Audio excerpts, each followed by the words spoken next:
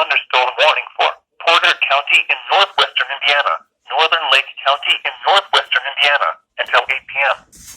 At 6:43 p.m., a severe thunderstorm was located over Gary, moving east at 25 miles per hour.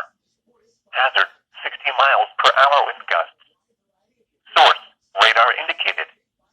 Impact, expect damage to roofs, siding, and trees. Locations impacted include Hammond, Gary, Portage, Merrillville, Valparaiso, East Chicago, Cherville, Hobart, Crown Point, Highland, Munster, Chesterton, Griffith, Dyer, St. John, Lake Station, Lakes of the Four Seasons, South Haven, Whiting, and Fort. This includes Indiana University Northwest, Purdue University Northwest Hammond, Valparaiso University, Indiana County Fairgrounds, and South Shore Rail Cat Base